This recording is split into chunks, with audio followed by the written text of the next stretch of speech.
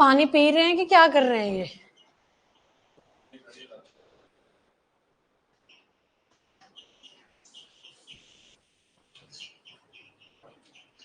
दिखेंगे यहाँ से?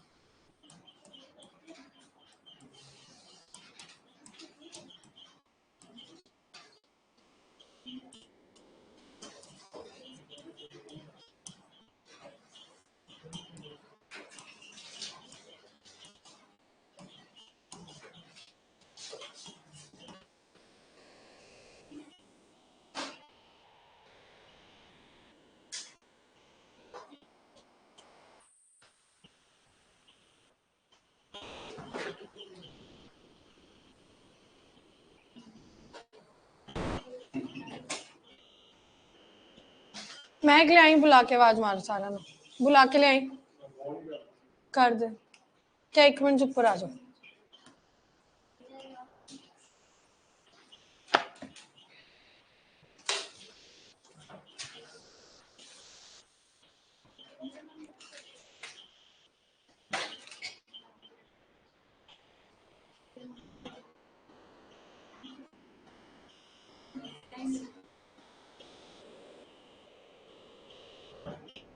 आपा पढ़े सिख कर जाके क्यों टाइम कितने चला जाता है? कितने जाते 24 घंटे की?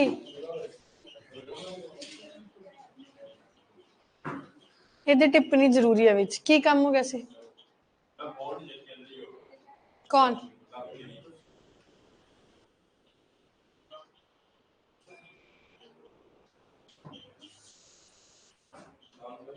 विशाल कहाँ है? और कौन साथ में नीचे?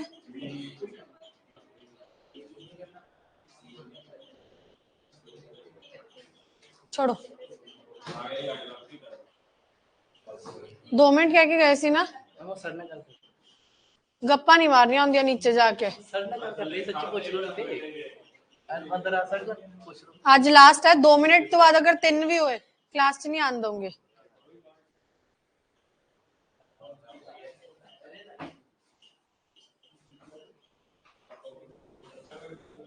नहीं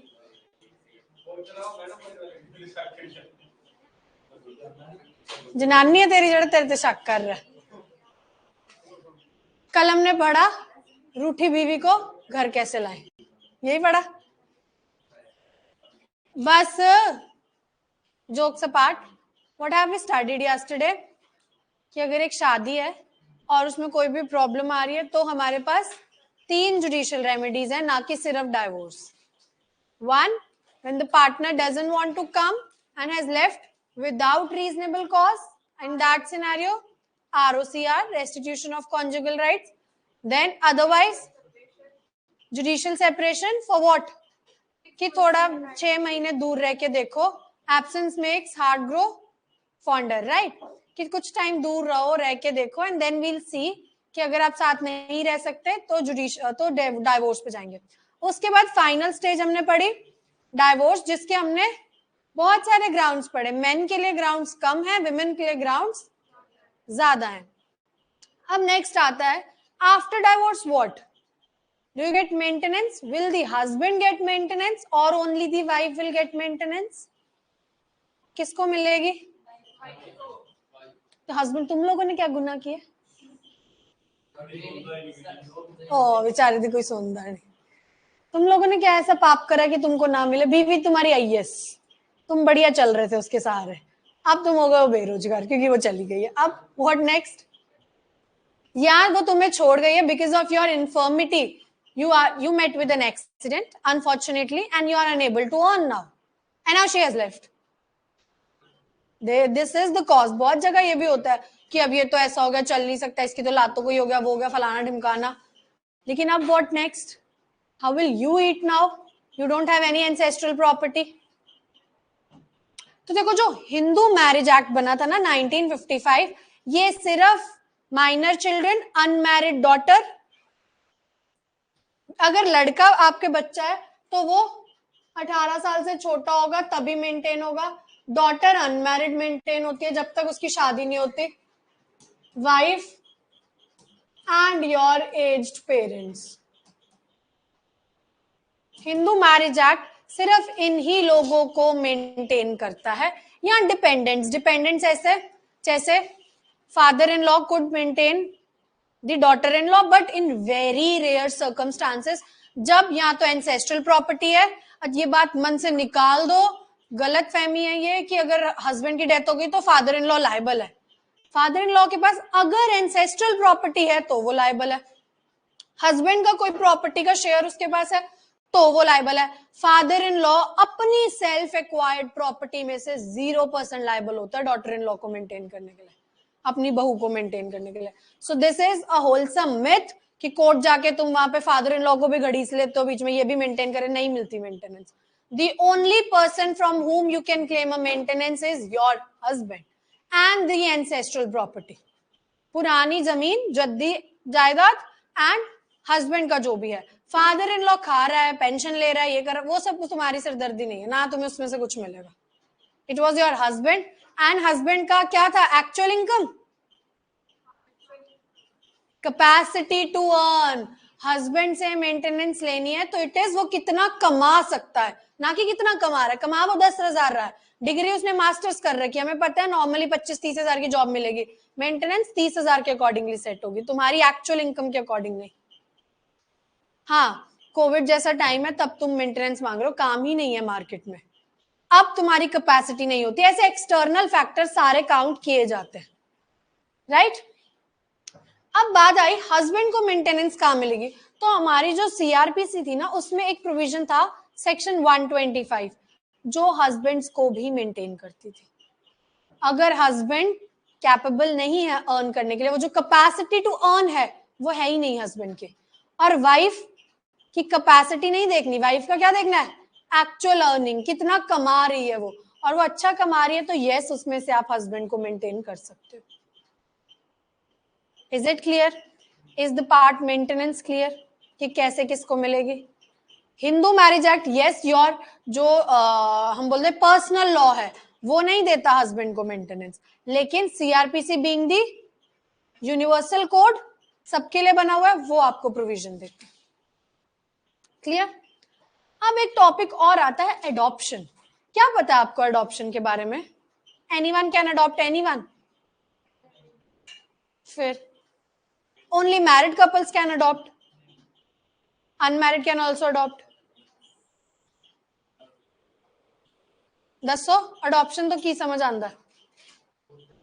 गोद लेना। मैं ही गलती कर दी लवप्रीत नू पूछ के, मैं कसूरवार है।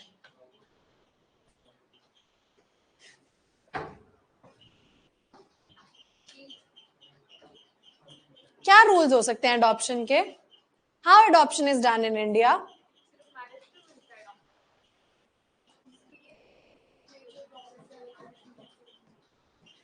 ओके,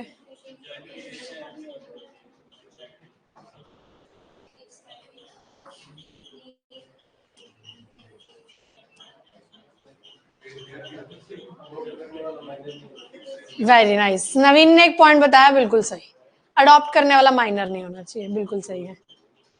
बेसिक पॉइंट सारे वही रहेंगे। The person who is adopting and who is giving in adoption shouldn't be minor. देखो दो लोग हैं, adoptive parents and the one giving adoptions, और थर्ड कैटेगरी हम पढ़ेंगे चाइल्ड इन अडॉप्शन। अब विशाल और नरपिंदर ने घर जाके रिवाइज किया होगा, इनको पता होगा, इन्होंने पढ़ लिए हैं ये रूल्स। एक एक करके रूल बताएं। पढ़ा ही नहीं है मैडम, कोई गल नहीं, इन्वर्टर से भी चल लूगा, वो इन्वर्टर से भी चल जूगा।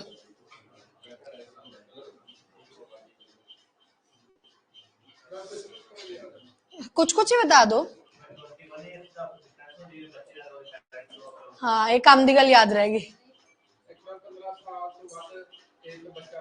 15 या 16 और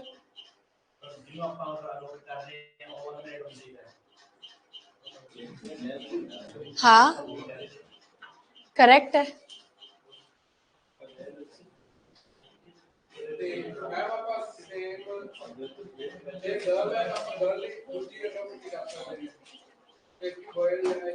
इम्प्रेसिव, नाइस।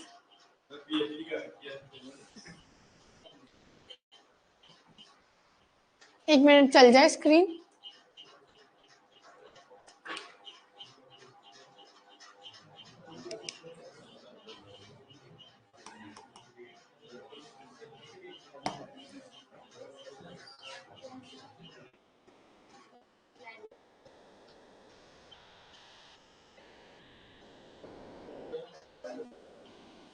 मेरा वाला पेज उड़ गया, कहाँ से आएगा ये?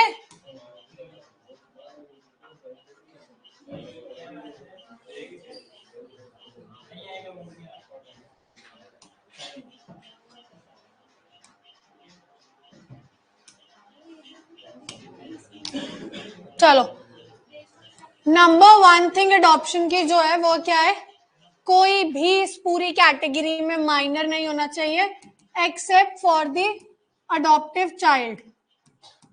वो जो चाइल्ड है वो 15 साल से कम एज का होगा तभी अडॉप्ट होगा, प्लस अनमैरिड होना चाहिए। अगर ये दो क्राइटेरियाज हैं तो वो बच्चा अडॉप्ट हो सकता है। दोनों जो पेरेंट्स हैं जो अडॉप्शन में दे रहे हैं और जो ले रहे हैं वो दोनों माइनर नहीं होने चाहिए। Then second criteria obviously sound mind, किसका? पेरेंट्स का।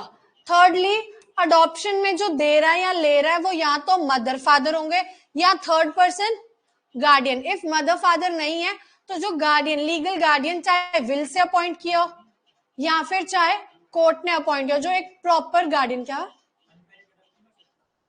हाँ कर सकता है। बन तो मदर ही गई ना वो उसकी।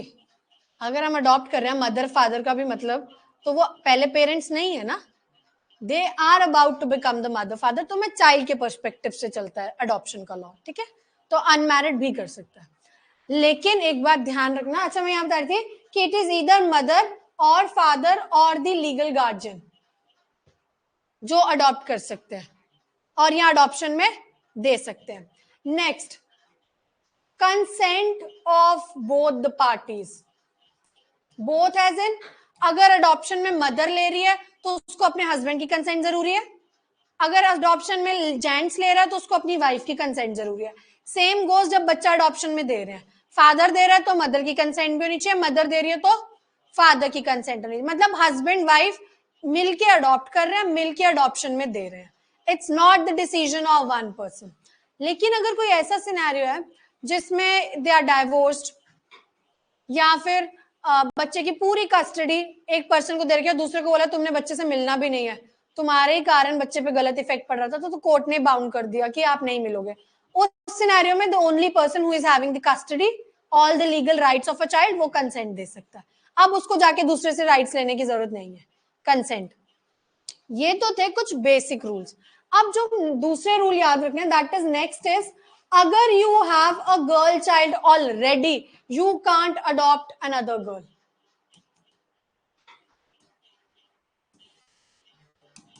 बार है।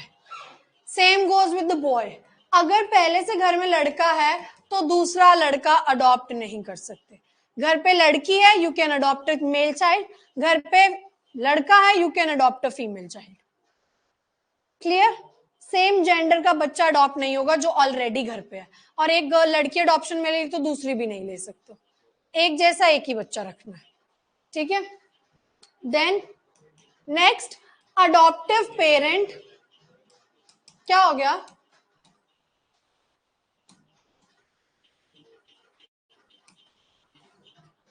क्या हो गया? तुम ऐसे स्लैंग कर रहे हो जैसे अडॉप्ट करने चलना हो रहा है अभी। कोई डाउट है तो बताओ। अडॉप्टिव पेरेंट एंड पेरेंट जो अडॉप्ट कर रहा है, ना कि जो दे रहा है, जो पेरेंट अडॉप्ट कर रहा है और बच्चे में मिनिमम ऑफ 21 ईयर्स का गैप होता है, स्पेशली ऑपोजिट सेक्स में. If a father is adopting a girl, they should have an age gap of 21 years. If a mother is adopting a son, they should have an age gap of 21 years. ये क्यों?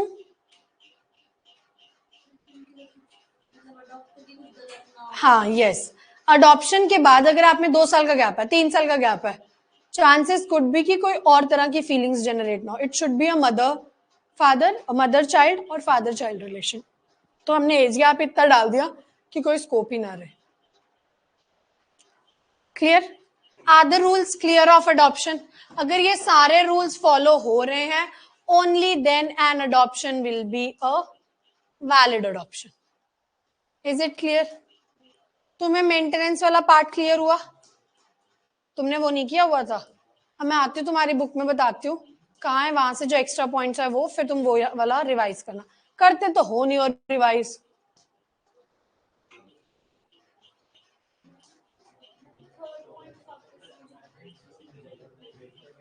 अच्छा, adoption में यहाँ तो mother father देता है.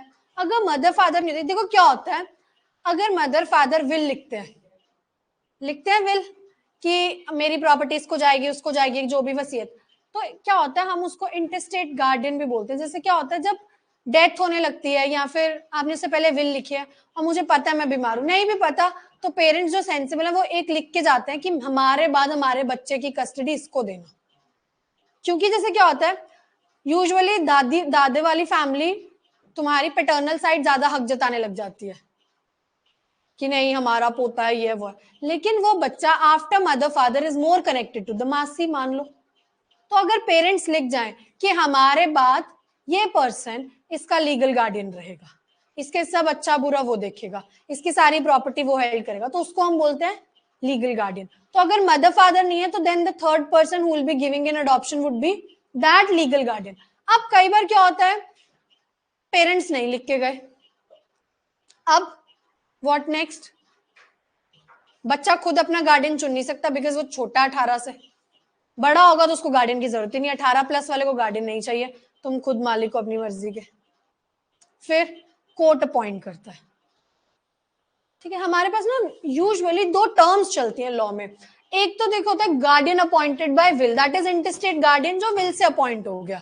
Then 2 और terms चलती हैं which is de facto guardians and D जोर गार्डियंस. डी जूरे होता है, जूरे का मतलब होता है बाय लॉ. अब जब कोर्ट अपॉइंट करेगा, that would be your de jure guardians if this term ever comes, right. तो जो अपॉइंटेड बाय कोर्ट है guardian, that is de jure. Then who is de facto guardian? जो will वाला तो intestate guardian था, default से by default है वो. तो डी फैक्टो क्या होता है? फैक्टो का क्या मतलब है? Bye fact. तो एक गार्डियन फैक्ट से कैसे आया?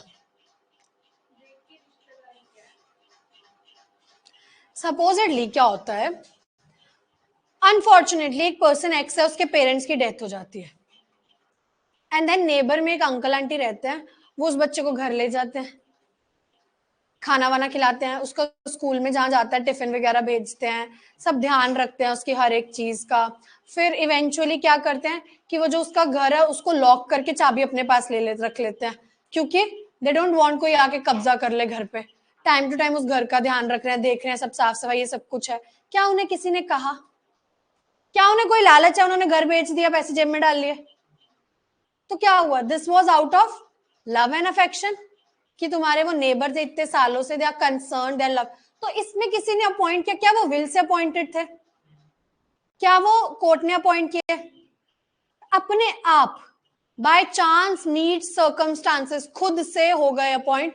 ऐसे गार्डियंस को हम बोलते हैं डी फैक्टो गार्डियंस, जो फैक्चुअली अपने आप गार्डियन अपॉइंट हो जाते हैं without having any benefit out of it.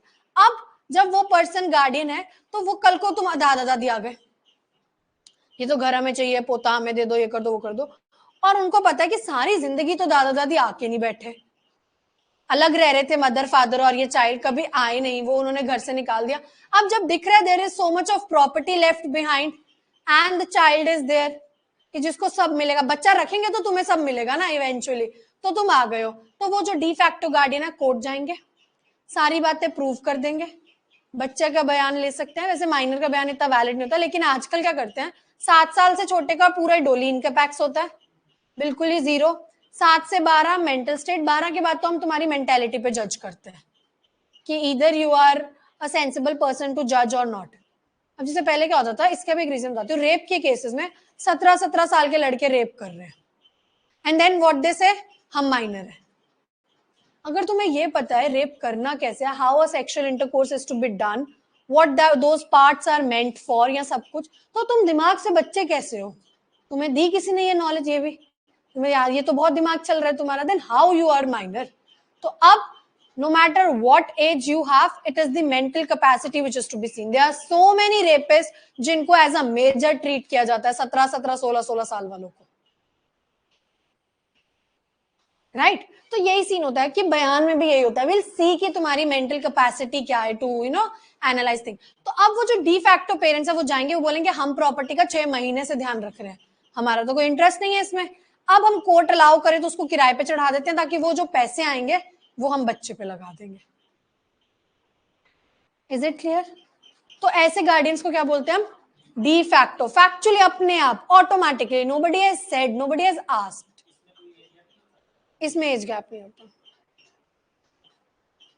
इसमें क्या होता है ना, कल को कुछ भी करने से पहले कोर्ट से परमिशन लेनी पड़ेगी। जस्ट बिकॉज आप डी फैक्टो गार्डियन हो, उसका मतलब ये नहीं कुछ भी कर लो, उसकी प्रॉपर्टियां बेच रहे हो, करो, तुम्हारे तो नाम भी नहीं है ना प्रॉपर्टी, ना ही तुम पेपर में उसके लीगल गार्डियन हो, तो कल को तुम बेचोगे किस अथॉरिटी से? वो बच्चा तो माइनर है, तो तुम वो जो साइन करते हैं हम सेलिंग पेपर्स पे, वो कैसे करोगे?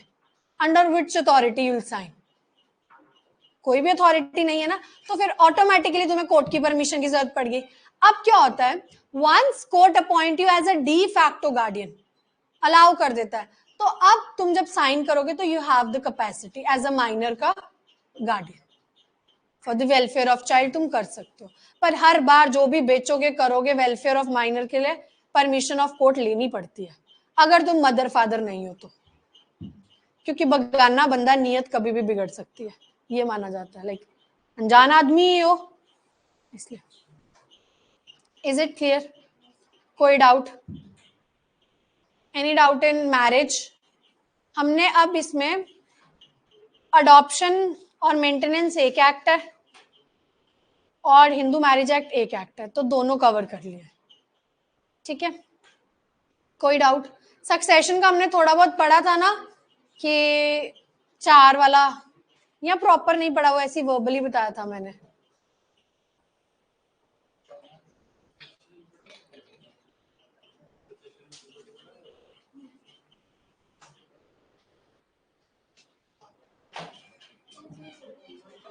कल देख के आती हूँ मैं कि और क्या है। इंग्लिश का एक पैसेज कर लेते हैं।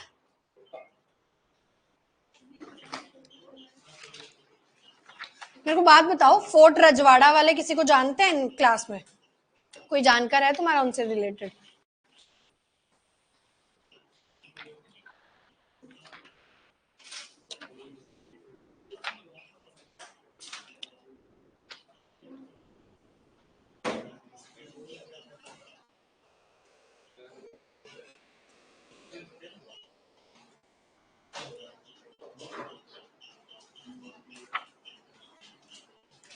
दोबारा उठ के फोन चार्ज लाया, फोन में रख लूंगी।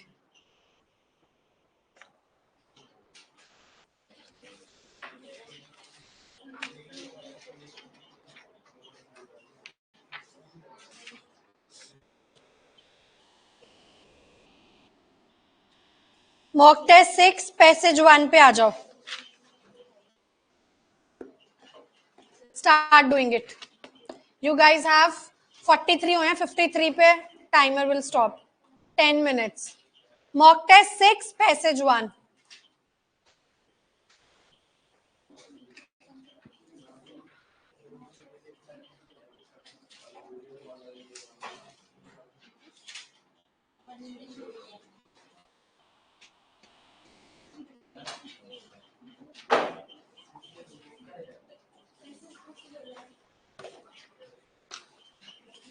ਤੁਸੀਂ ਆਪ ਕਿਉਂ ਨਹੀਂ ਘਰੇ ਰਹਿ ਜਾਂਦੇ?